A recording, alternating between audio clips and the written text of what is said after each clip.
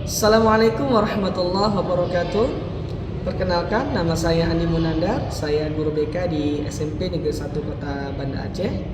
Insya Allah pada hari yang berbahagia ini saya akan melaksanakan implementasi 7 jurus BK hebat yang telah saya peroleh dari kegiatan BIMTEK peningkatan mutu guru bimbingan konseling beberapa waktu yang lalu. Dan pada hari ini saya akan melaksanakan penyembasan atau implementasi tentang kegiatan yang telah saya lakukan kepada para guru dan juga para siswa di sekolah tempat saya bertugas. Demikian, selamat menyaksikan. Semoga videonya bermanfaat untuk para penonton yang berbahagia. Demikian, Assalamualaikum warahmatullahi wabarakatuh. Bismillahirrahmanirrahim. Rabbi sahli sadri wa yassir li amri wahlul 'uqdatam min lisani yafqahu qawli. Raditu billahi rabba wa bil islami dina wa bi Muhammadin nabiyya wa rasula. Rabbi zidni ilma warzuqni fahma. Assalamualaikum warahmatullahi wabarakatuh. Alhamdulillahirabbil alamin. Wassalatu wassalamu ala asyrafil anbiya'i wal mursalin wa ala alihi wa sahbihi ajma'in. Pertama sekali, marilah sama-sama kita memanjatkan puja dan puji syukur kita pada Allah Subhanahu wa taala. Karena pada pagi yang berbahagia ini kita masih diberikan nikmat sehat, yang dimana mungkin beberapa saudara kita saat ini sedang ada yang diuji dengan nikmat sakit. Contohnya saudara-saudara kita yang ada di rumah sakit sekarang ini. Tapi alhamdulillah hari ini Allah berikan kita kesehatan dan itu harus kita syukuri. Insya Allah jika kita syukuri, nikmatnya akan ditambah. Kemudian salawat dan salam pada Nabi kita Muhammad sallallahu alaihi wasallam. Semoga kita sebagai umatnya kelak mendapatkan syafaatnya di yaumil mahsyar. Amin ya rabbal alamin. Sebelumnya terima kasih banyak saya ucapkan kepada Ibu Guru hebat SMP 1 Kota Banda Aceh dan juga Ananda, siswa dan siswi SMP 1 Kota Banda Aceh yang sangat kami banggakan dan kami sayangi. Mohon izinnya untuk hari ini terganggu waktu mengajar Bapak dan Ibu, khususnya Ibu Guru semuanya, karena kebetulan yang hadir ibu-ibu guru sesuai dengan undangan yang saya berikan kepada Bapak, kepada Ibu Guru, dan juga kepada Ananda semuanya. Terima kasih banyak atas kehadirannya. Jadi Ibu Guru dan Ananda yang kami banggakan. Jadi kegiatan ini nanti akan dimulai, namun sebelumnya kita akan dengarkan arahan dari fasilitator nasional untuk guru BK Kota Banda Aceh yang akan nanti disampaikan oleh Ibu Mustiko Wati, SPD GR, yang dimana Ibu Mustiko ini luar biasa perantauannya Ibu Guru semua dan Ananda. Bu Mustiko ini aslinya dari Jogja. Dari Jogja, alhamdulillah sekarang mengabdikan dirinya di Kota Banda Aceh. Untuk menghemat waktu, ya langsung saja kami persilahkan kepada Ibu Mustiko untuk memberikan sambutan atau arahan kepada kami semua di sini. Dipersilakan waktu dan tempat.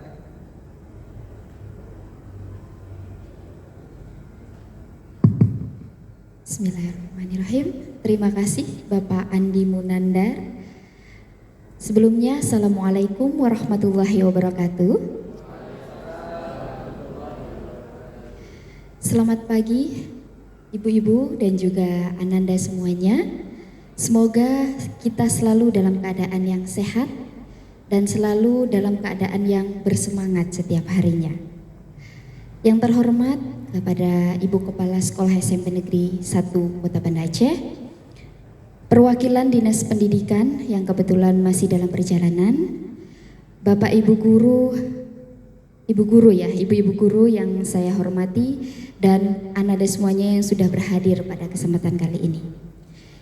Yang utama, marilah kita panjatkan puji dan syukur kehadirat Allah Subhanahu wa taala yang telah melimpahkan nikmat sehat kepada kita semua sehingga kita diberikan keringanan langkah untuk berada di aula SMP Negeri 1 Kota Banda Aceh ini untuk menyampaikan praktik baik yang akan dilaksanakan oleh Bapak Andi Munandar SPD Kons. Tak lupa juga sholawat serta salam kita sanjung sajikan keharibaan Nabi besar Muhammad Sallallahu Alaihi Wasallam yang telah membawa kita dari zaman kegelapan menuju zaman yang penuh dengan ilmu pengetahuan pada saat ini. Baiklah Bapak Ibu, tujuan dari implementasi atau berbagi praktik baik yang akan dilaksanakan oleh Bapak Andi pada kesempatan kali ini adalah salah satu rangkaian kegiatan PKG bimbingan dan konseling yang sudah dilaksanakan beberapa minggu yang lalu, dan pada puncaknya adalah implementasi praktik baik dari 7 jurus BK Hebat yang nantinya 7 jurus BK Hebat ini akan disampaikan oleh Bapak Andi mulai dari kenali potensi sampai menata situasi. Kemudian untuk jurus BK Hebat yang akan diimplementasikan ini ada 2 yang sudah dipilih dari 7 jurus yang sudah diimplementasikan oleh Bapak Andi. Nah, harapannya dengan menggunakan 7 jurus BK Hebat ini, Bapak Ibu guru mapel dan juga guru bimbingan dan konseling bisa saling bersinergi bahwasannya apa, bagaimana dan kenapa yang terjadi kepada anak didik kita adalah tanggung jawab dari kita bersama. Tanpa adanya korelasi, tanpa adanya kerjasama, kita tidak akan mencapai tujuan dan tidak bisa memandirikan peserta didik. Kemudian yang selanjutnya adalah rangkaian acara tersebut ketika sudah selesai nanti implementasi, maka Pak Andi sudah sah menjadi calon fasilitator daerah dari bimbingan dan konseling. Begitu Bapak dan Ibu semuanya dan juga Ananda. Mungkin itu saja yang bisa saya sampaikan. Selanjutnya adalah penyampaian praktik baik yang sudah diimplementasikan oleh Bapak Andi Munandar, yaitu 2 jurus yang dipilih ketika OJL 1 dan OJL 2. Mungkin itu saja yang bisa saya sampaikan. Kurangnya dari saya, lebihnya dari Allah. Billahi taufiq wal hidayah. Assalamualaikum warahmatullahi wabarakatuh.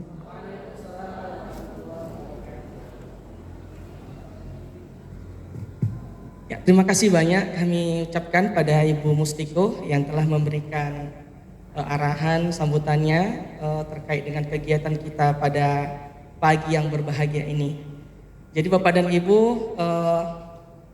yang disampaikan Bu Mustiko tadi itulah apa adanya.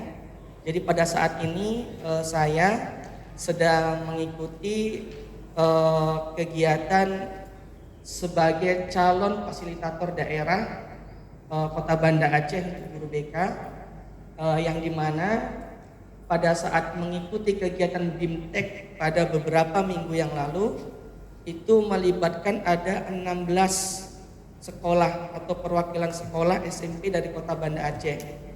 Di sana kami bertemu dengan para guru BK dari kabupaten kota lain seprovinsi Aceh dan sama-sama mempelajari tentang 7 jurus BK Hebat.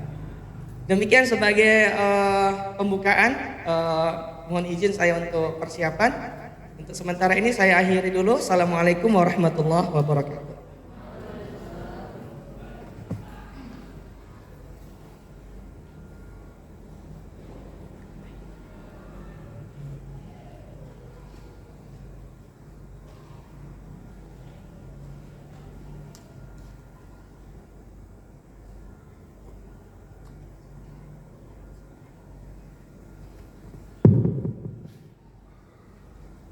Baik, Ananda semua dan Ibu Guru siap untuk mengikuti kegiatannya? Insya Allah siap ya. Bismillahirrahmanirrahim. Assalamualaikum warahmatullahi wabarakatuh.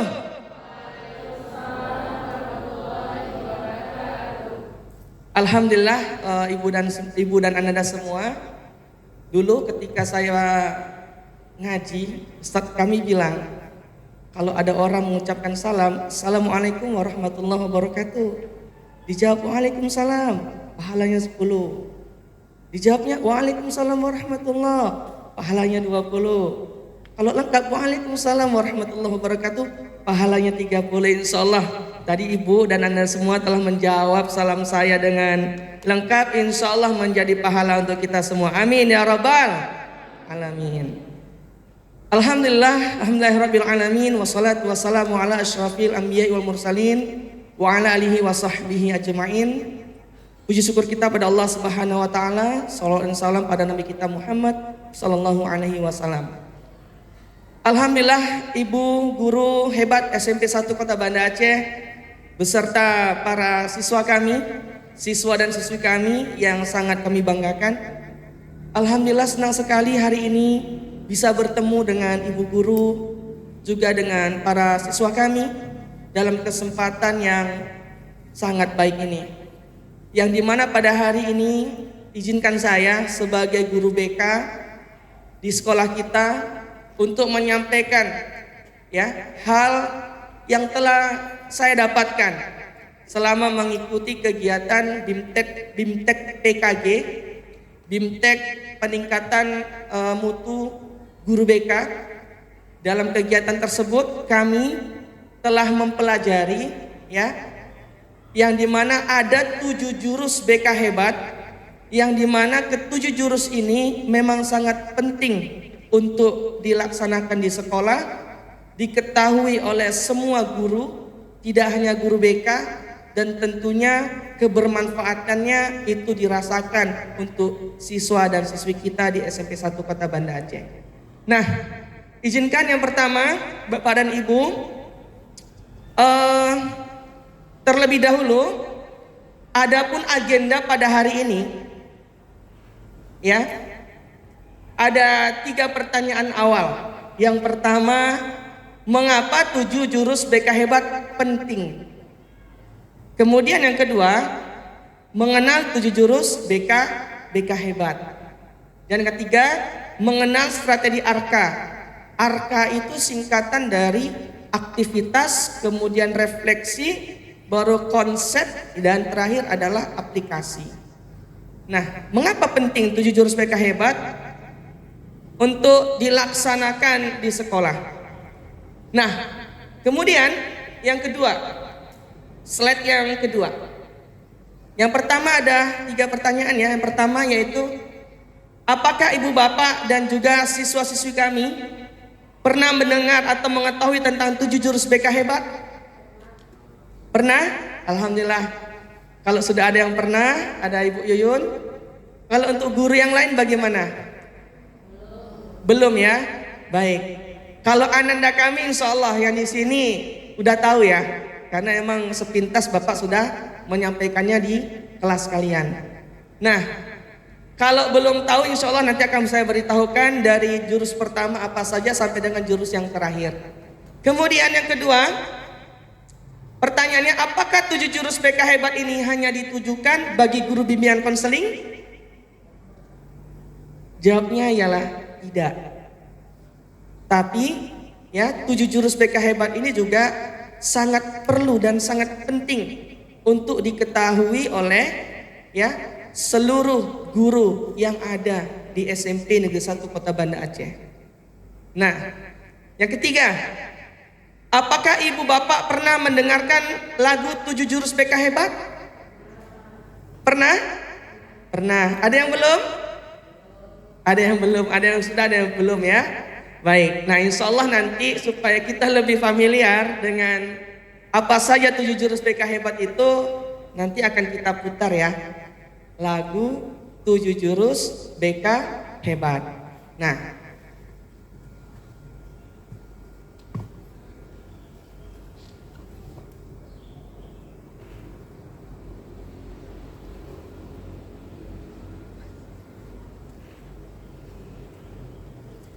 izin Bapak Ibu, karena sudah ada yang pernah dengar dan ada juga yang belum, mohon izin kita melihat bersama-sama ya lagu 7 jurus BK hebat yang juga dilengkapi dengan liriknya. Nah setelah itu nanti insya Allah akan kita nyanyikan bersama supaya timbul semangat dalam diri kita untuk kegiatan hari ini. Yang pertama kita simak aja dulu.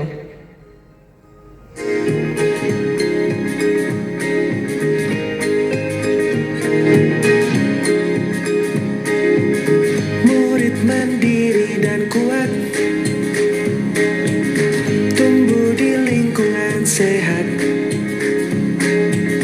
bersama guru yang hebat, penuh cinta dan bersahabat, mendidik dengan tulus, gunakan 7 jurus, kenali potensi, kelola emosi, tumbuhkan resiliensi, jaga konsistensi dan jalin koneksi, membangun kolaborasi dan menata situasi.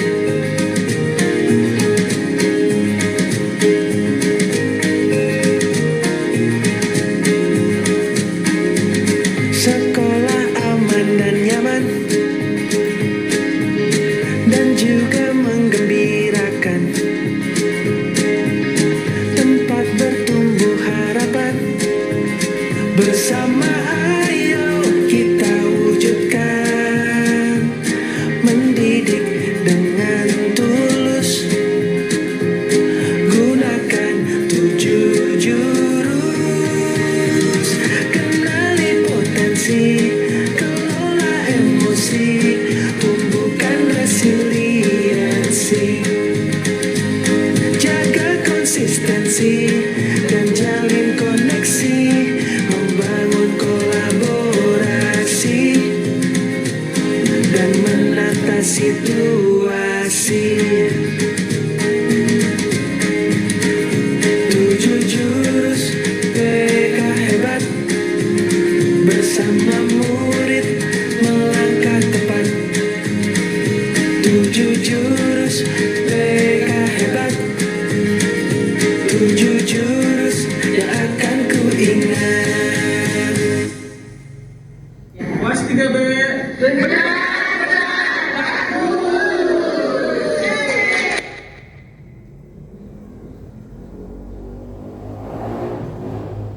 Ya itulah dia Bu. Nah lagu 7 jurus BK hebat ya.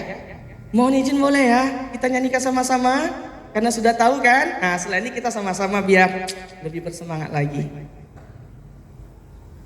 Mohon kesediaan semuanya ya Ibu dan Anda semua.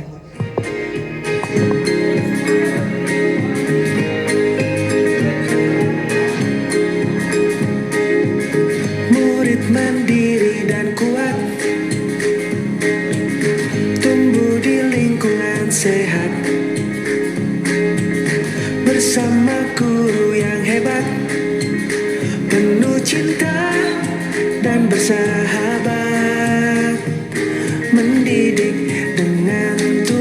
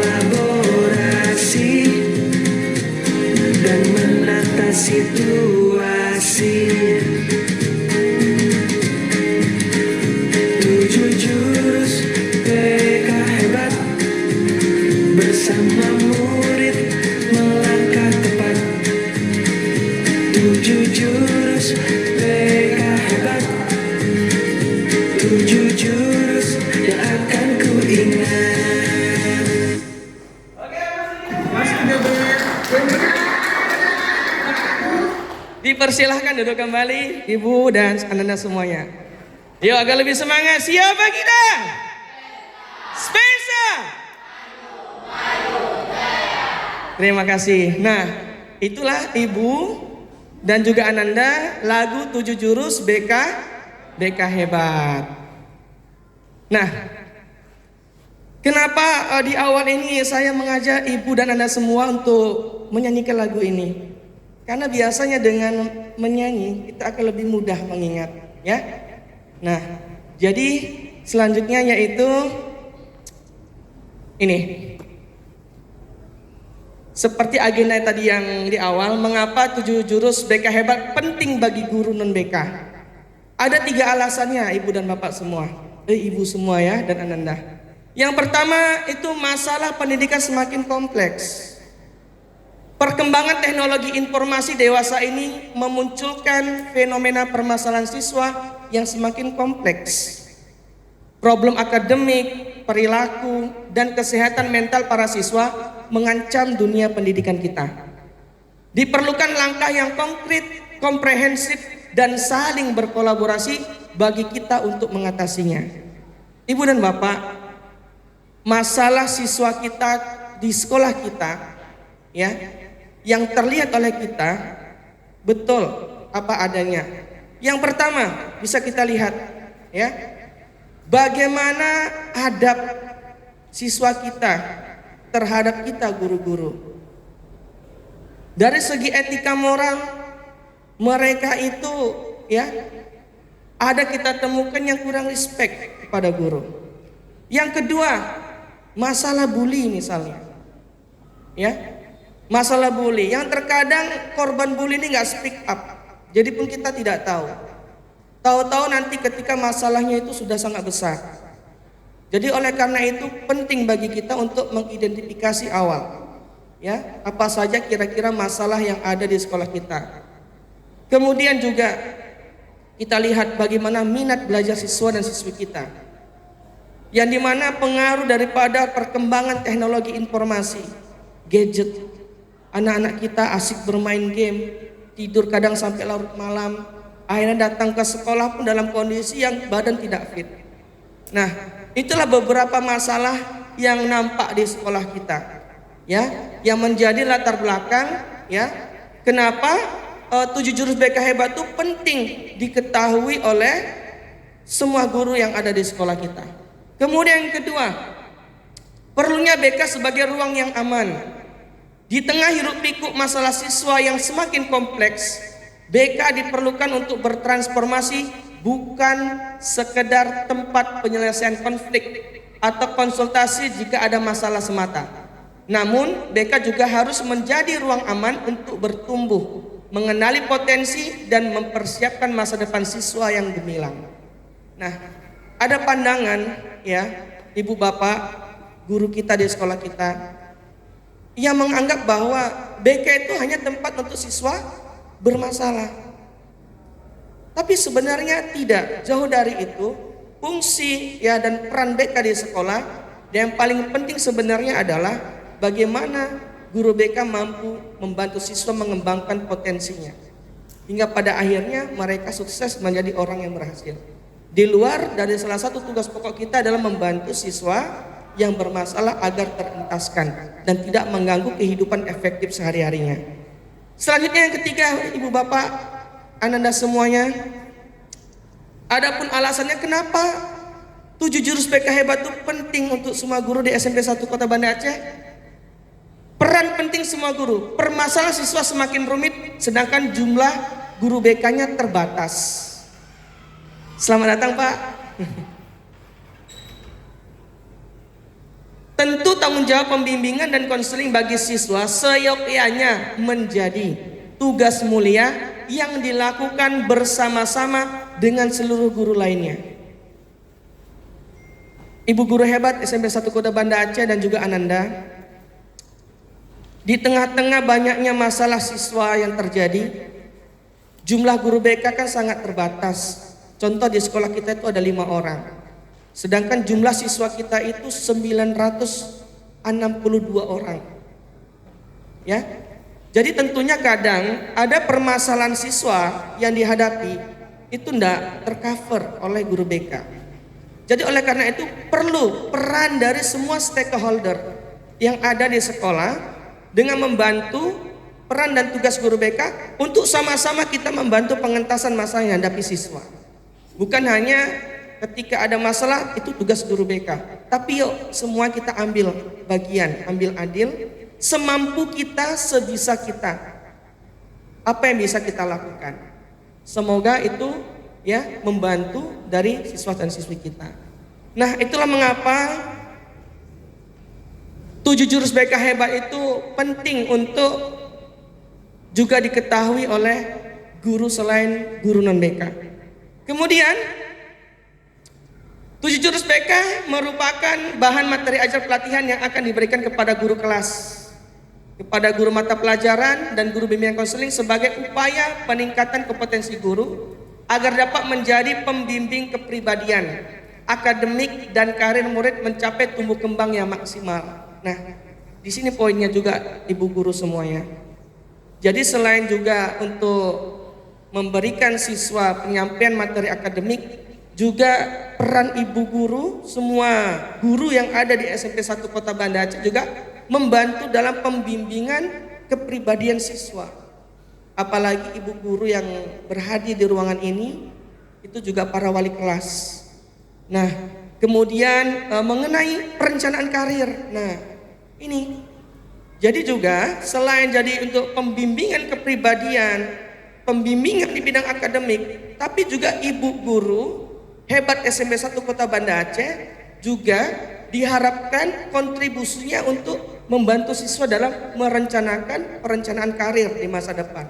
Minimal ketika anak kita tamat dari SMP, dari kelas 3, mereka tahu mau kemana. Tidak salah ambil jurusan. Tentu jurusan atau sekolah lanjutan itu sekolah yang betul-betul sesuai dengan minat dan bakatnya, kemampuannya.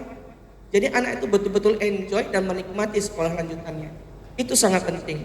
Nah, kemudian jurus yang dimaksud adalah teknik, langkah, tips atau kompetensi yang harus dimiliki oleh semua guru agar dapat menjadi pembimbing atau mengarahkan murid dengan cara mengembangkan potensi murid dan memberikan layanan konseling jika murid mengalami problem.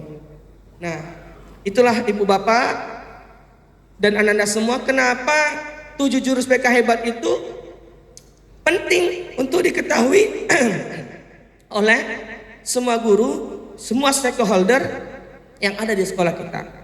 Nah, ibu guru hebat SMP 1 Banda Aceh dan juga para siswa, ada 7 jurus BK hebat. Yang pertama itu adalah kenali potensi. Yang kedua itu adalah kelola emosi. Yang ketiga itu adalah tumbuhkan resiliensi. Yang keempat itu ada jaga konsistensi. Kelima itu jalin koneksi. Keenam itu bangun kolaborasi. Dan yang terakhir ketujuh adalah menata situasi. Penjelasan singkatnya, apa itu kenali potensi siswa kita?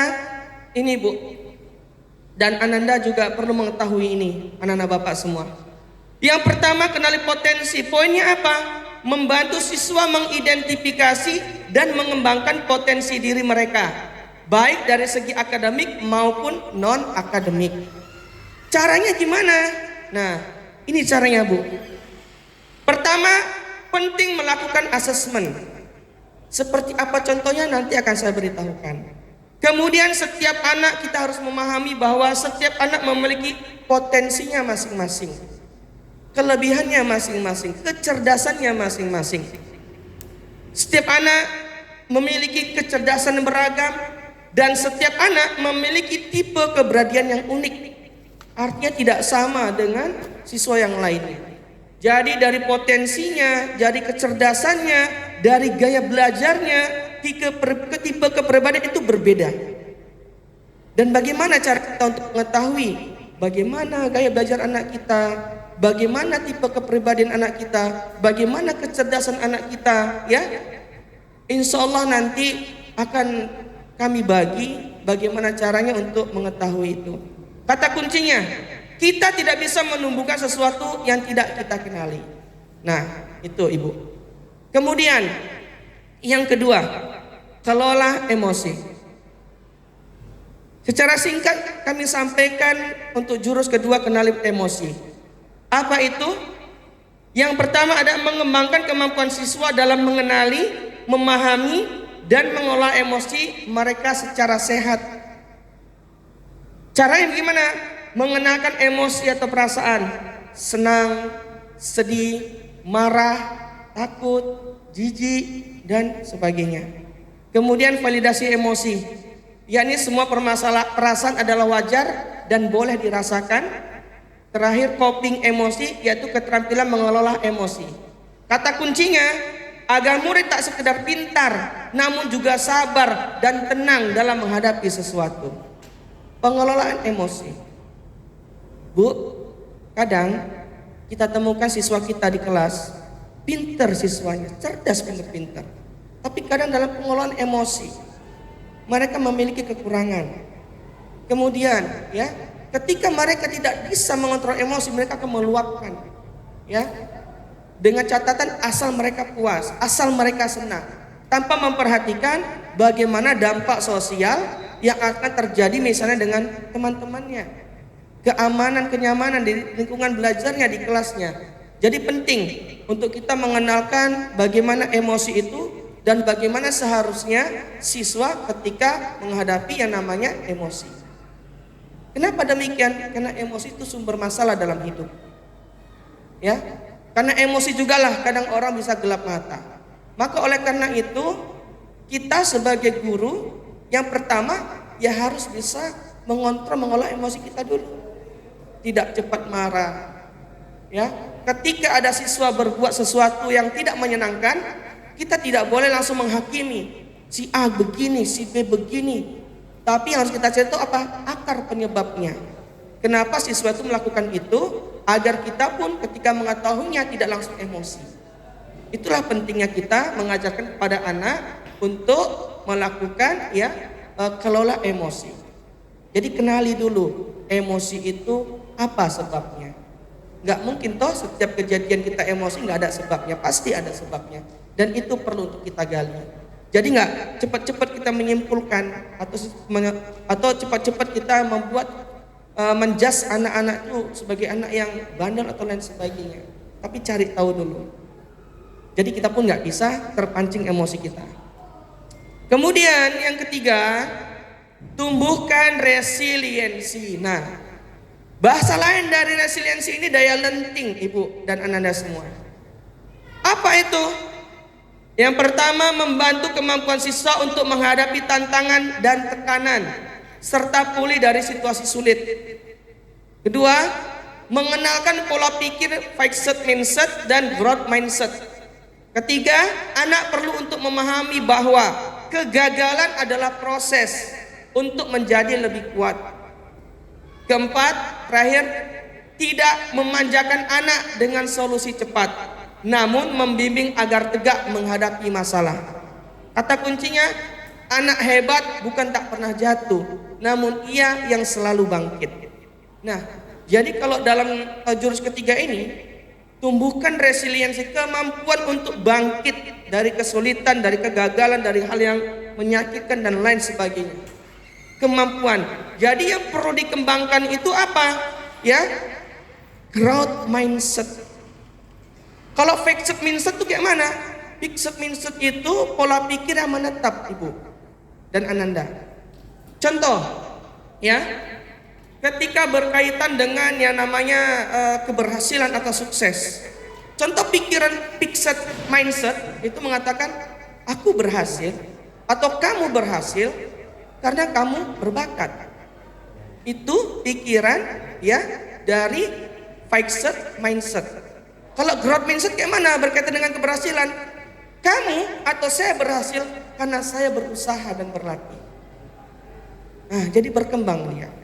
Ya, ketika dihadapkan dengan suatu masalah, ya, orang yang berpikiran fixed mindset mengatakan, kenapa lah ya, kok masalah ini sama saya aja datangnya? Kenapa lah orang enak, kok saya selalu ditimpa masalah? dia menyerah ya dengan keadaan. Tapi orang yang berpikiran growth mindset, apapun masalah yang ada pada kehidupan kita, dia mengatakan bahwa gimana ya caranya menyelesaikan masalah ini. Bukan malah dia cuman berpikir kenapa kok masalah ini ada terus sama saya, tapi berpikir gimana ya caranya bisa menyelesaikan masalah ini. Nah, itulah bedanya pikiran fixed mindset dan growth mindset. Kemudian Ibu dan Anda semua, dalam kegiatan tumbuhkan resiliensi ini, kita dalam menjalinnya fokusnya itu tidak pada hasil, tapi fokusnya pada proses. Nah, proses itulah yang akhirnya akan membuat kita berhasil. Apa kata Tan Malaka? Terbentur. Nah, itu suatu kata motivasi sangat luar biasa. Artinya ketika kita mengalami kesulitan, ketika kita mengalami kesedihan, kita jangan pernah berdiam diri, tapi kita berusaha bagaimana caranya kita bisa menemukan kebahagiaan yang lain, seperti itu. Kemudian jurus yang keempat, jaga konsistensi. Apa saja poinnya jaga konsistensi? Yang pertama, Bu, membantu siswa untuk tetap fokus pada tujuan, mempertahankan perilaku positif dan menghindari tindakan impulsif. Kemudian yang kedua, melatih kontrol diri atau regulasi diri untuk tujuan jangka panjang anak. Ketiga, bangun rutinitas dan kebiasaan positif.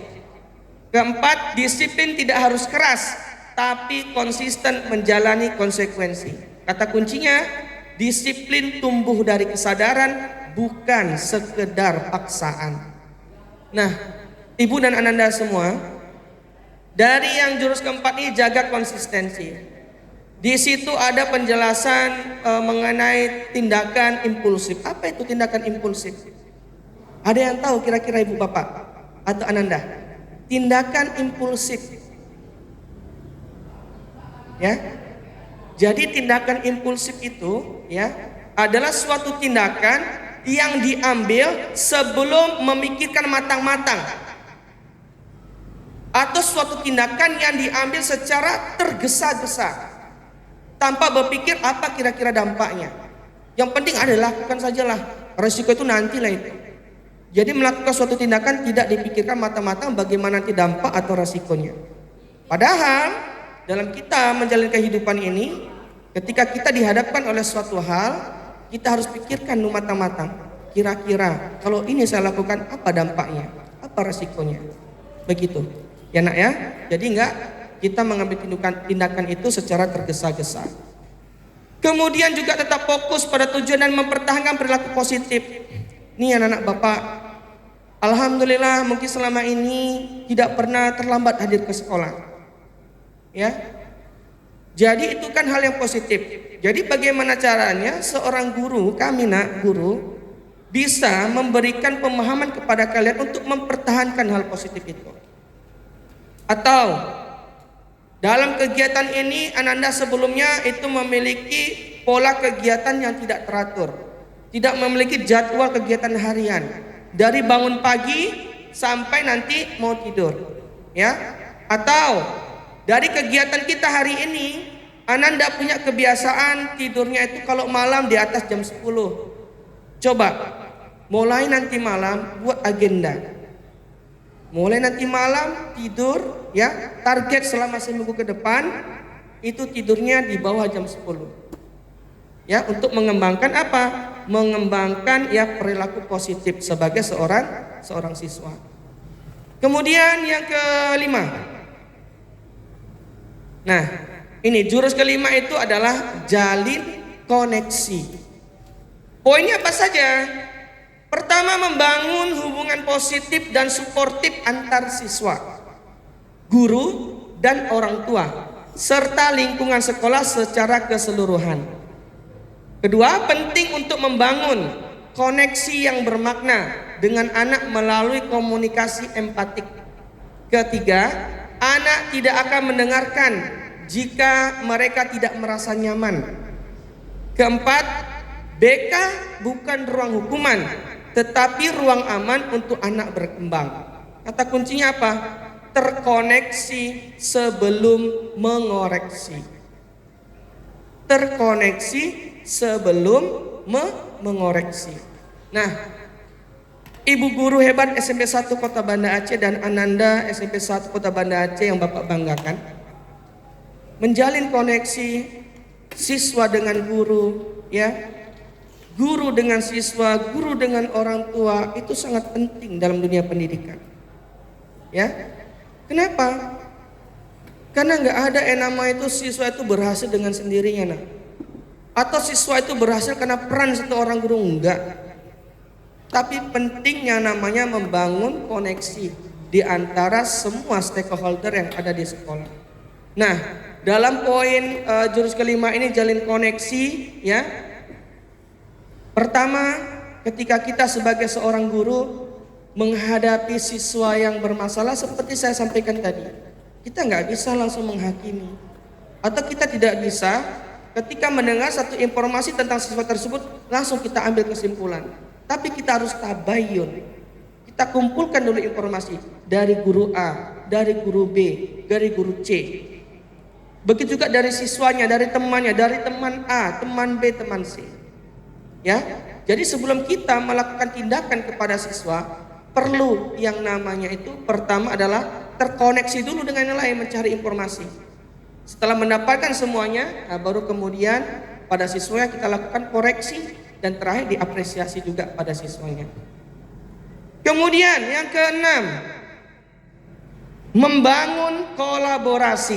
Nah, yang pertama Ibu dan Ananda semua, yang pertama itu poinnya adalah mendorong kerjasama dan kerja tim di antara siswa, serta antara siswa dan pihak lain yang terlibat dalam proses pendidikan.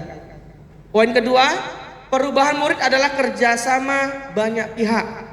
Ketiga, keterlibatan guru, wali, guru GP, guru kelas, guru mapel, guru BK, tenaga pendidik, orang tua dan teman sebaya sangat diperlukan. Kemudian yang keempat, bangun kemitraan dengan ahli atau stakeholder lainnya. Kata kuncinya apa? Tidak ada murid hebat tanpa tim hebat. Ibu, Bapak, dan Ananda semuanya, kita di SMP 1 ini adalah sebuah tim. Kita saling berkolaborasi, kita saling membantu, kita saling bekerja sama. Ya, kenapa? Karena tidak ada murid yang hebat tanpa tim yang hebat. Artinya kolaborasi di antara guru, ya, itu sangat dipentingkan, sangat penting sekali. Ya, kenapa? Karena ketika ada suatu siswa yang menghadapi suatu problem dalam kehidupannya atau kegiatan belajarnya, ya, tidak mungkin hanya satu orang guru yang akan berperan dalam membantu siswa tersebut. Tapi perlu namanya kolaborasi, kerjasama. Tidak saling melempar, oh itu kan tugas si A, itu kan tugas si B. Disinilah pentingnya kita mempelajari atau mengenal tentang 7 jurus BK hebat. Kemudian yang terakhir, yaitu menata situasi. Nah, ini yang terakhir Ibu guru dan juga Ananda, menciptakan lingkungan belajar. Apa itu saja poinnya? Yang pertama, menciptakan lingkungan belajar yang kondusif, aman dan nyaman bagi siswa, serta mendukung pertumbuhan dan perkembangan mereka. Kedua, penting untuk menjaga ekosistem belajar anak di sekolah menjadi aman, nyaman dan menyenangkan. Ketiga, seperti terpeliharanya sarana prasarana ruang kelas, kantin, toilet, perpustakaan, laboratorium, ruang guru, ruang BK dan seluruh lingkungan sekolah. Keempat, termasuk ruang dunia maya seperti grup WA kelas atau sekolah. Dan kata kuncinya apa? Tidak ada pembelajaran efektif tanpa rasa aman di sekolah. Menata situasi. Jadi ternyata peran seorang guru itu juga sampai mengontrol dunia maya anak-anak kita, misalnya di dalam grup WA, ya, atau anak kita ketika bermain medsos, sampai segitunya bagaimana tuh situasi. Karena kita khawatir kalau itu nggak terkontrol sama kita. Kadang ada anak-anak kita itu yang dibully oleh teman-temannya melalui media sosial, kita tidak tahu, ya. Jadi untuk menciptakan situasi aman dan nyaman bagi siswa, sampai ke sana Bu, kita mengontrol siswa kita, agar anak itu ketika datang ke sekolah merasa aman, nyaman, dan menyenangkan, nggak takut dia sama kawannya. Yang ini kadang kita nggak sampai ke sana perhatian kita. Jadi Ibu Guru dan Ananda semua, jadi secara singkat itulah pengenalan 7 jurus BK hebat yang bisa saya sampaikan, ya. Dengan metode saya ceramah. Nah, saya paham kita semua mengetahui bahwa setiap orang memiliki gaya belajar yang berbeda. Nah, kemudian yang terakhir, slide terakhir, strategi experiential learning dengan metode ARKA. Strategi experiential learning dengan metode ARKA. Ini pengertiannya begini Ibu dan Ananda. Pembelajaran berbasis pengalaman. Jadi Ibu dan Ananda, kegiatan implementasi yang telah saya lakukan untuk siswa dan siswi kita dari ke-7 jurus BK hebat ini, sudah ada 2 yang saya laksanakan. Yang pertama itu saya laksanakan jurus yang pertama, ya, mengenal potensi. Yang kedua itu jurus yang akan saya gunakan adalah jurus ketiga, tumbuhkan resiliensi. Audiensnya itu siswa kelas 9. Untuk yang jurus pertama pada waktu itu, orientasi yang telah saya lakukan, implementasi saya lakukan, saya ambil acak siswanya. Dari kelas 91 5 orang, 92 5 orang, sampai kelas 96 masing-masing saya ambil 5 orang. Jadi pada waktu itu saya sudah melaksanakan kegiatannya, ya, dengan menggunakan jurus yang pertama, kenali potensi. Kemudian yang kedua yang telah saya laksanakan itu adalah tumbuhkan resiliensi. Dan audiensnya pada waktu itu adalah siswa dan siswi di kelas 94. Mengapa saya ambil itu? Karena menurut saya, apalagi kelas 3 ini Bu, anak kelas 3 ini kan, kadang ketika saya tanya sebagai guru kan, Nak, kamu nanti sudah punya gambaran belum sama SMA atau SMP mau kemana? Belum Pak. Cita-citamu mau jadi apa? Gak tahu Pak. Nah, itulah yang melatar belakangi saya, kenapa saya ambil, ya, pelaksanaan implementasinya jurus yang pertama, kenali potensi. Nah, di poin kenali potensi itu Ibu Bapak, ada 4 poin yang akan dilaksanakan dalam bentuk tes. Pertama itu tes gaya belajar, kemudian tes kecerdasan, tes tipe kepribadian, dan tes penjurusan. Nah, nanti implementasinya bagaimana akan saya share kepada Ibu dan Ananda di sini. Metodenya menggunakan metode ARKA Bu Pak, dalam kegiatan implementasi yang saya laksanakan. ARKA yang pertama, A itu adalah aktivitas. Kegiatan interaktif seperti permainan, diawali dengan permainan, bermain peran, atau penggunaan media untuk memberikan pengalaman langsung. Karena emang metode ARKA ini adalah metode pembelajaran berbasis pengalaman. Kemudian refleksi, menggali makna dari pengalaman melalui diskusi atau introspeksi. Itu R-nya, R refleksi.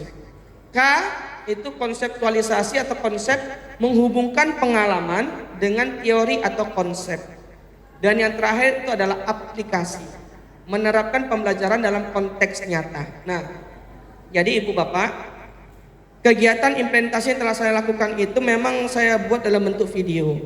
Karena kalau saya putarkan bentuk videonya cukup panjang, jadi untuk memudahkan praktek langsungnya, inilah saya hadirkan, kami hadirkan Ananda di sini, ya. Yang dimana tadi di awal ketika mereka hadir, saya sudah minta tolong kepada mereka. Pertama, hari ini membawa handphone. Yang kedua, mereka saya minta tadi untuk menginstal aplikasi, ya, Aku Pintar.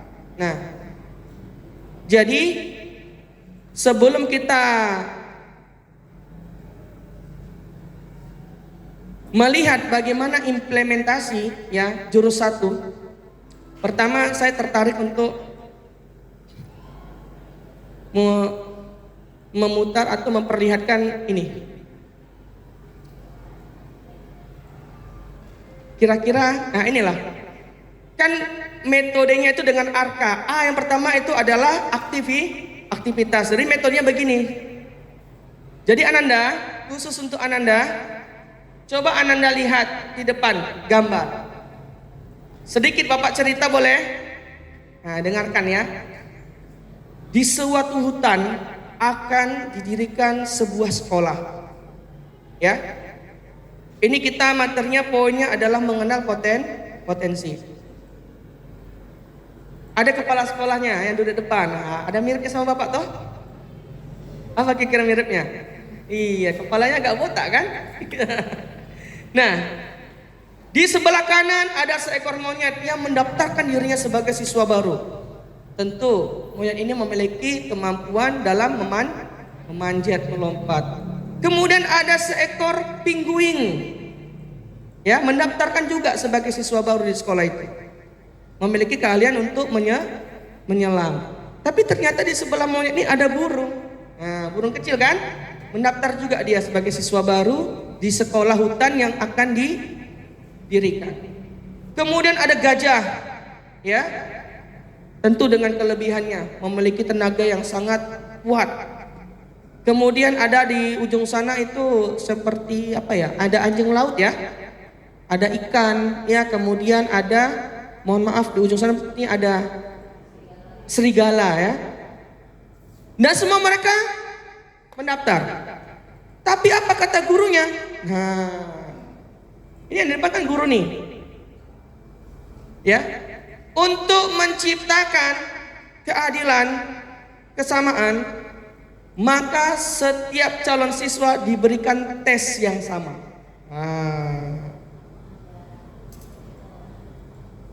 Inilah, ketika kita tidak mengenal bagaimana potensi siswa, kita buat tes itu secara merata. Kemudian dilakukanlah tes, ya. Dan ternyata ada satu siswa di hutan itu, dari hewan itu, yang sangat semangat sekali. Akhirnya pun dia lulus. Dan tes itu dibuat rata, diminta semua untuk berenang. Kira-kira gimana kalau semuanya diminta untuk berenang? Gak bisa, Bu, Pak. Karena hewan-hewan ini memiliki, ya, kecerdasan atau memiliki kelebihannya masing-masing. Nah, oke, ternyata tesnya cuma tes formal aja, ya kan? Walaupun sebenarnya nggak lulus tesnya, tapi formal karena sekolah pertama didirikan. Akhirnya diterima semua siswa ini, diterima. Tesnya ternyata formal aja. Lantas, adalah itu elang kan? Mana elang? Ini elang. Yang kecil ini lah, katakan elang. Karena di sekolah itu pelajarannya banyak, ya. Jadi seelang ini semangat kali dia untuk menjadi yang terbaik. Dipelajarinya semua. Dia kan keahliannya terbang. Dia belajar lari. Dia belajar memanjat. Dia belajar menyelam. Ya, semua dipelajari. Tapi ternyata pada akhirnya, ketika penilaian akhir semester, elang nilainya gak ada yang lulus KKM. Bahkan kelebihannya, yang kelebihannya terbang, nilai pelajaran terbang dia juga nggak lulus. Kira-kira apa sebabnya?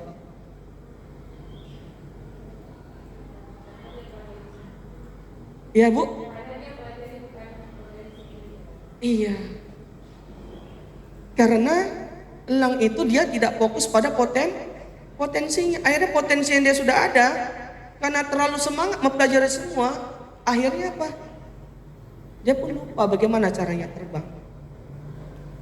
Begitu juga kita, Bu, sebagai guru mata pelajaran, ya, kita juga nggak bisa paksakan semua siswa kita di kelas itu harus betul-betul pandai, pintar di mata pelajaran kita. Kenapa? Karena setiap siswa itu memiliki kecerdasan yang berbeda, kepribadian yang berbeda, ya, potensi yang berbeda. Jadi nggak bisa kita paksain. Jika dipaksain, ya akhirnya anak pun tidak nyaman untuk mengikuti pembelajaran. Paham nggak ya? Ya, Nah, nanti simpelnya Bapak akan berikan tes. Tadi sudah di download kan aplikasinya, aplikasi Aku Pintar. Dan Ibu tadi juga saya sudah kirim ke WA. Itu boleh misalnya Ibu mau lihat selama ini ternyata gaya belajarnya apa ya. Kan gaya belajar itu ada 3. Yang pertama itu adalah gaya belajar visual, ada yang audio, dan terakhir itu ada kinestetik. Nah, kalau yang ketika dengar kayak ceramah gini ngantuk, ya mungkin gaya belajarnya itu bukan audio, tapi mungkin visual. Makanya hari ini ya dengan cara saya menyampaikan ini lebih banyak secara visual, mungkin ada yang jenuh, ada yang bosan, ada yang ngantuk. Ya mungkin memang gaya belajar Ananda atau ibu guru di sini tidak sesuai dengan bagaimana cara saya mengajar. Nah, sekarang silahkan Ananda buka aplikasi Aku Pintar, kemudian kerjakan tes gaya belajar. Kalau ibu guru tadi ada saya kirimkan sebuah web, itu beda dengan punya anak-anak. Di situ Bu ada 3, ada gaya belajar, kemudian ada kecerdasan, dan ada kepribadian. Ibu mungkin boleh mengerjakan yang gaya belajar aja juga boleh, seperti sama dengan siswa kita. Atau kalau ibu mau mengerjakan yang 2 lagi boleh nanti setelah kegiatan. Misalnya ibu mau lihat nih kira-kira kecerdasan yang ada pada diri ibu selama ini apa. Terakhir di tipe kepribadian. Nah, kita sebagai guru nanti coba kerjakan kira-kira hasil dari tes kepribadian yang ada di situ sesuai dengan diri ibu. Kalau ibu sebagai seorang guru misalnya, kita bisa lihat. Silakan, nah kerjakan. Waktunya 5 menit ya untuk mengerjakan tes gaya belajar.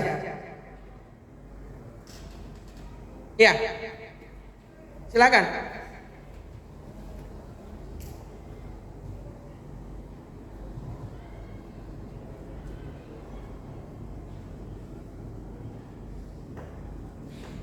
Kembung bebas kembung. Action.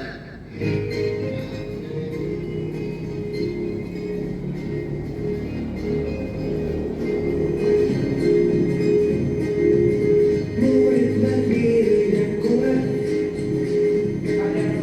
tumbuh di lingkungan sehat, bersama guru yang hebat, penuh cinta dan bersahabat, mendidik dengan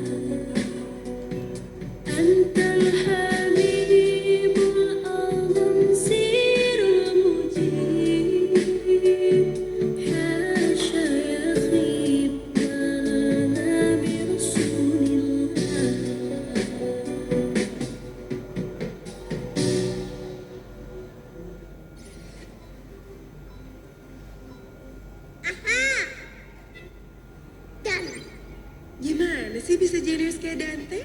Higher IQ-nya berawal dari pilihan F+ku, Envagro E+, MFGM Pro dengan higher DHA dan nutrisi penting lainnya untuk dukung higher IQ.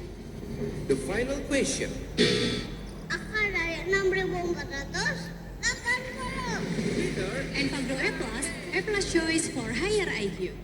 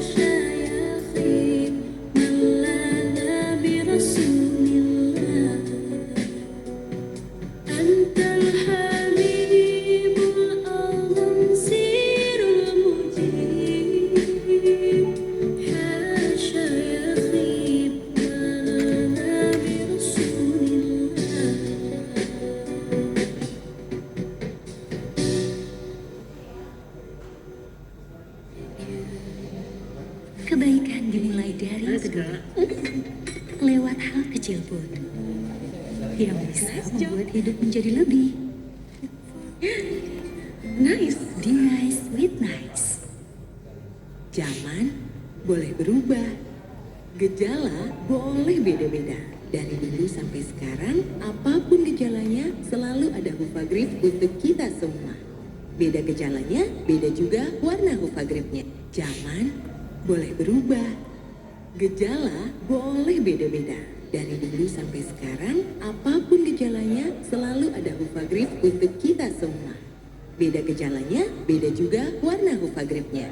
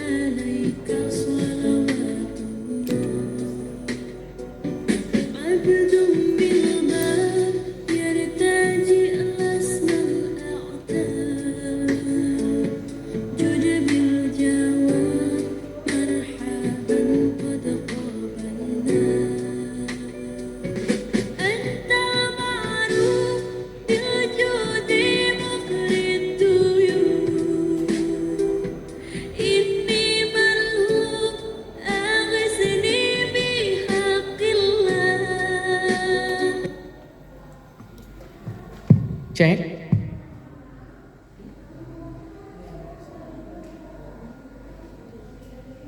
Cek. Izin Ibu Guru dan Anda semua, apakah sudah selesai?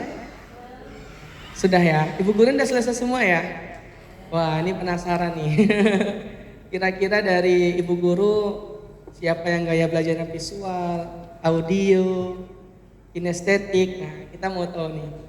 Mungkin ada yang ingin membacakan hasilnya, silakan. Karena di situ juga ada keterangannya kan, visual itu seperti apa. Gitu. Silakan.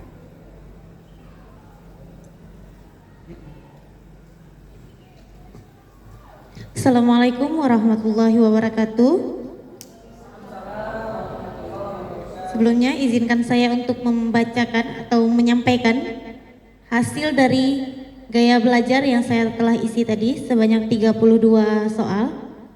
Di sini 12%-nya visual, kemudian membaca itu ada 10%, kemudian kinestetik di 7%, dan auditory itu 4%. Gitu Pak. Jadi kalau misalnya dari hasil yang ini sepertinya 90% itu akurat. Karena saya kalau mendengarkan penjelaskan saya tidak bisa mengelola atau memahami kayak gitu. Jadi saya harus membaca kembali ataupun saya harus mendengar dan melihat kayak gitu. Kalau kinestetiknya memang benar itu di urutan ketiga karena saya tidak bisa duduk dengan tenang diam gitu, pasti harus ada yang saya pegang, tapi saya mendengarkan seperti itu Pak. Oke, terima kasih. Visual. Gitu. Terima kasih Pak. Assalamualaikum warahmatullahi wabarakatuh. Baik, Bu Rama ternyata visual ya gaya belajarnya. Saya penasaran dengan yang siapa lagi kira-kira Bu? Satu orang lagi lah ingin memberikan hasilnya. Iya Bu Lisa, boleh Bu Lisa boleh bacain kira-kira? Sudah selesai.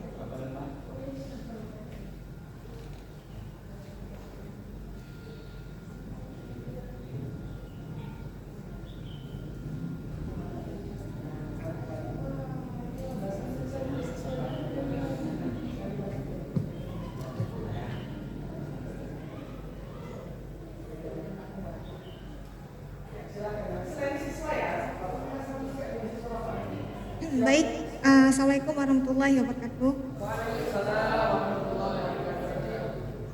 Baik, gaya belajar yang paling banyak itu read atau read ya.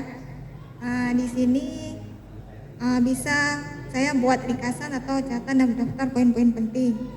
Ya, ada tulis ulang informasi dengan kata-kata Anda sendiri. Kemudian gunakan kamus dan saurus untuk memperkaya kosakata. Kemudian ada beberapa lagi. Yang kedua yaitu auditory ya. Yang ketiga visual dan yang terakhir kinestetik. Sekian. Gaya belajar kira-kira sesuai nggak dengan yang ya sudah. pas ya? Tapi emang nggak salah kan? Ya. Sekian. Assalamualaikum warahmatullahi wabarakatuh.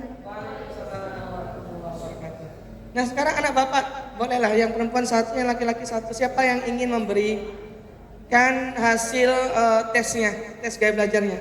Kakak atau siapa? Siapa yang berkenan deh? Baca hasilnya.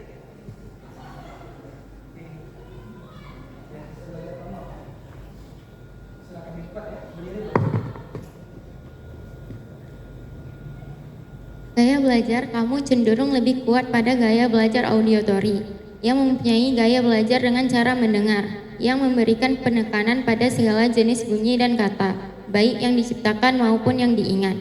Gaya belajar auditory adalah di mana seseorang lebih cepat menyerap informasi melalui apa yang ia dengarkan. Penjelasan tertulis akan lebih mudah ditangkap oleh para pendengar auditory ini.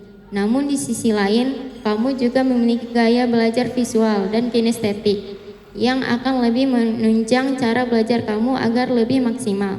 Gaya belajar visual mampu menyerap informasi terkait dengan visual, gambar, warna, peta, diagram, dan belajar dari apa yang dilihat oleh mata. Sedangkan gaya belajar kinestetik adalah pembelajaran yang mampu menyerap informasi melalui berbagai gerakan fisik. Oke, berarti kakak audio dominannya. Iya, audio berarti mendengar. Nah, baik yang laki-laki silakan. Siapa yang ingin memberikan atau membacakan hasil tes gaya belajarnya? Monggo. Siapa yang berkenan?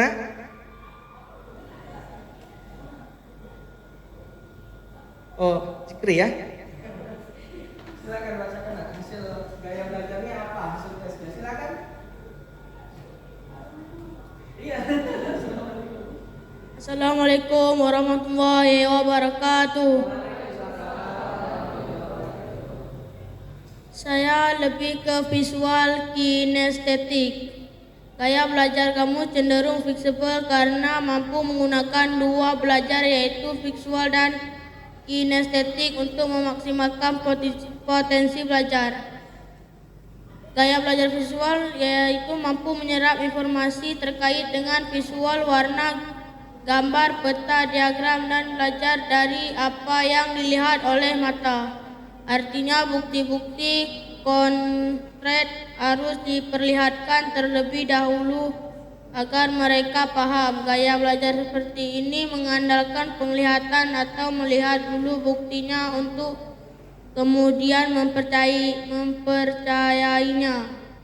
Gaya belajar kinestetik adalah dapat belajar paling baik dengan berinteraksi atau mengalami hal-hal di sekitarnya. Kamu lebih cenderung mampu memahami dengan adanya keterlibatan langsung daripada mendengarkan ceramah untuk membaca dari sebuah buku. Gaya belajar kinestetik suka melakukan hal-hal dan menggunakan tubuh mereka untuk mengingat fakta seperti memanggil, nomor telepon dan telepon genggam mereka. Gaya belajar kinestetik berarti belajar dengan menyentuh dan melakukan. Berarti awal jatuhnya pada Visual dan tapi dominannya visual. Oke, terima kasih Nak. Silakan duduk kembali. Nah, Ananda semua dan Ibu guru yang saya hormati, itulah salah satu contoh aplikasi dari jurus yang pertama, ya, mengenali potensi. Jadi kita bisa melakukan tes kepada anak-anak kita dari tes gaya belajar, ada tes kepribadian, baru kemudian ada tes kecerdasan dan juga minat. Kebetulan memang aplikasi yang saya kasih ke anak-anak dengan ibu guru tadi berbeda. Karena kalau yang anak tadi harus diinstal dulu. Kalau sama ibu guru tadi itu yang langsung dari web yang berbeda. Karena nanti kalau diinstal lagi kan butuh waktu lagi kan. Gitu. Jadi nanti ibu guru juga bisa install kalau memang membutuhkan itu dan ingin berbagi pada anak-anak, ya bisa mengajak anak-anak untuk bawa handphone untuk menginstal aplikasi Aku Pintar. Aplikasinya di Web Store Play Store Aku Pintar. Dan di situ lengkap Bu, bisa digunakan sebagai media. Jadi apa pentingnya kita mengenali gaya belajar anak-anak kita Bu? Dan mengapa juga anak-anak kita juga penting mengetahui gaya belajarnya masing-masing. Supaya Bu begini, contoh kayak saya tadi memberikan pemaparan materi saya ini lebih banyak secara visual, secara audio. Tentu mungkin yang gaya belajarnya visual bosen dengan cara penyampaian saya tadi, ya.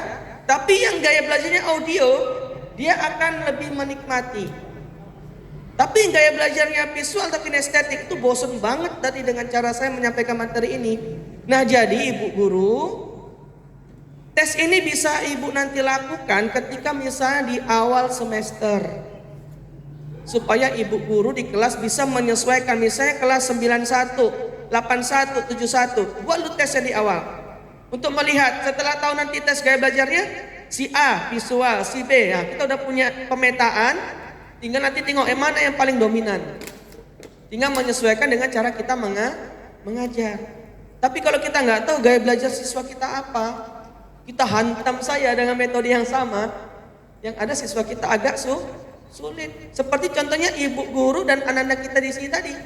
Ketika saya lebih menggunakan metode ceramah menyampaikan tentang implementasi ini, yakin saya 100% ada yang bosan, jenuh, nggak akan jadi ngantuk. Itulah yang dirasakan oleh siswa dan siswi kita apabila kita tidak mengetahui gaya belajar masing-masing siswa kita di dalam kelas. Setelah kita necat itu tinggal kita setting nih. Jadi harus ketiga gaya belajar itulah bisa kita terapkan dalam proses pembelajaran agar siswa kita nggak merasa jenuh atau bosan. Nah anak-anak bapak, nah ini pentingnya tahu gaya belajarnya, jadi tahu di mana kelebihan dan tahu di mana kekurangan. Nanti ada beberapa tes lagi itu silahkan nanti kerjakan di rumah. Ya, kalau nanti sudah selesai boleh jumpai bapak, ternyata kecerdasan saya ini. Lihat nanti, kemudian ada tes peminatan karir juga, silahkan lihat. Kira-kira sesuai nggak dengan dirimu? Atau yang selama ini nggak tahu, akhirnya jadi tahu, oh kecerdasan saya ini. Ada 8 multiple intelligence, ya. Di situ lengkap semua di aplikasi itu. Jadi itulah salah satu bentuk ibu guru dan anak-anak semua, ya, metode ARKA dalam penyampaian 7 jurus BK hebat. Yang pertama tadi ada aktivitas ketika saya coba untuk menerangkan, menjelaskan tentang sekolah hutan tadi. Nah, semuanya melihat. Nah, kemudian saya juga minta sebagai refleksinya, kira-kira apa yang dipelajari dari sekolah hutan tadi. Tadi ada dari Bu Yun memberikan komentar. Dan setelah itu baru konsepnya, ya, kegiatannya kita buat tes tadi, tes gaya belajar, dan terakhir aplikasinya atau A terakhir A adalah aplikasi ibu bapak atau ananda bisa membacakan dan mengetahui apa gaya belajar yang ada pada diri masing-masing. Sekilas secara singkat itulah contohnya implementasinya Bu Pak. Jadi ada lagi 7 jurus yang lain, ada 6 jurus yang lain, dan tentunya nanti kalau ibu merasa tertarik dan ingin lebih mempelajarinya, boleh nanti sharing dengan saya, insya Allah di ruang BK, dan mudah-mudahan itu bermanfaat untuk ibu guru semua, dan juga tentu kebermanfaatnya dirasakan untuk anak-anak kita di kelas. Demikian yang bisa kami sampaikan, lebih dan kurang mohon diberikan kemaafan. Ikan sepat, ikan gabus, lebih cepat lebih bagus. Kalau ada sumur di ladang boleh kita menumpang mandi. Insya Allah umur kita panjang, suatu saat di kesempatan yang lain kita ketemu lagi. Demikian, terima kasih atas segala perhatiannya. Mohon maaf atas segala kekurangan. Subhanallah bihamdi, subhanallah bihamdika, asyhadu an la ilaha illa anta astaghfiruka wa atubu ilaik. Sebelumnya siapa kita? Spesial untuk anak-anak bapak semuanya, semangat pagi luar biasa. Mantap. Demikian, assalamualaikum warahmatullahi wabarakatuh. Saya kembalikan kepada Ibu Mustikawati atau dengan Pak M. Nur, mungkin ada yang mau disampaikan.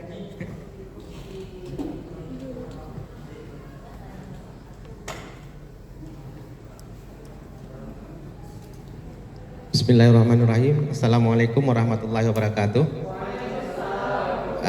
Terima kasih ibu-ibu hebat, anak-anak hebat semua pada hari ini yang telah mendapatkan bimbingan terhadap bagaimana konsekuensi dari perilaku yang kita laksanakan, gitu Pak ya. Tapi kan saya juga separuh tadi mendapatkan informasinya, karena kami ada kegiatan pengelolaan PAUD HI di Rasa Mala untuk 100 orang guru-guru PAUD Pak, gitu ya. Jadi mohon maaf mungkin sedikit terlambat, tapi tidak apa-apa karena memang substansinya untuk ibu-ibu dan anak-anak sekalian. Sangat menarik sekali apa yang disampaikan oleh Bapak Fasilitator. Ini fasilitator nasional nih, ya. Alhamdulillah kita memiliki kader-kader yang luar biasa dan dapat berbagi ilmu pada hari ini. Ilmu itu tidak akan pernah padam, dan yang memberikannya itu akan mendapatkan 2 pahala. Yang menerimanya mendapat 1 pahala, yaitu pahala mengamalkannya. 2 untuk orang yang menyampaikan, tapi untuk yang kebajikan, termasuk untuk simpanan di akhirat nanti, gitu Pak ya. Nah, makanya apa yang disampaikan itu yang menyangkut dengan perkembangan karakter untuk guru-guru BK yang selama ini mendampingi kita untuk mengarahkan ke jalan yang benar, gitu. Guru BK itu memang cerewet, gitu ya, gitu Bu ya, cerewet kali. Apa aja yang kita lakukan itu salah. Ini khususnya untuk adik-adik Bu ya, karena untuk ibu-ibu udah dulu pembelajaran dulu ya kan, nggak mungkin jualan minyak di depan galon gitu Bu ya. Saya backgroundnya sarjana ekonomi, tapi paskanya di administrasi pendidikan, jadi jaga sembung naik ojek Pak. Tapi kalau untuk adik-adik bisa lah ya. Seperti itu adik-adik ya, semoga dapat diamalkan. Dan insya Allah iklim keamanan, iklim inklusivitas kita di Banda Aceh ini semakin membaik ya. Nanti pada saat Sulingjar ya, mungkin adik-adik yang terpilih untuk mengikuti Sulingjar itu, jadi diisi apa sebenarnya pengetahuan yang telah didapat. Itu akan memperbaiki nilai rapor pendidikan kota kita, dan kalau rapornya baik tentunya rewardnya juga baik gitu ya. Rewardnya kan nggak kami terima Pak, bukan adik-adik yang terima, bukan ibu guru yang terima, tapi seluruh warga Kota Banda Aceh, ya termasuk kita, termasuk saya gitu ya. Fasilitas-fasilitas pendidikan akan ditingkatkan. Ya kalau orang baik-baik kan diberikan yang istimewa Pak ya. Nah, tapi kalau orang-orang nggak baik itu apa? Nanti malah hancur gitu ya. Fasilitas kita dilihat tuh musala pendidikan kita itu juga nanti insya Allah tahun depan juga bakal selesai ya. Kita bisa berzikir di situ kapan saja. Nah, saya kira demikian, tidak banyak mukadimah, nanti bosan. Wabillahi taufiq wal hidayah. Assalamualaikum warahmatullahi wabarakatuh. Baik, terima kasih kepada Pak M. Nur yang telah memberikan sambutan dan arahannya di penutup kegiatan kita pada siang yang berbahagia ini. Ibu guru hebat SMP 1 Kota Banda Aceh dan juga para siswa-siswi yang kami banggakan. Terakhir nanti sebelum kita meninggalkan ruangan ini ada angket ya yang mohon izin untuk diisi. Tidak banyak kok pertanyaannya, sedikit terkait dengan kegiatan kita hari ini. Setelah isi ini dikumpul dan kita foto bareng, setelah itu baru kita bisa meninggalkan ruangan.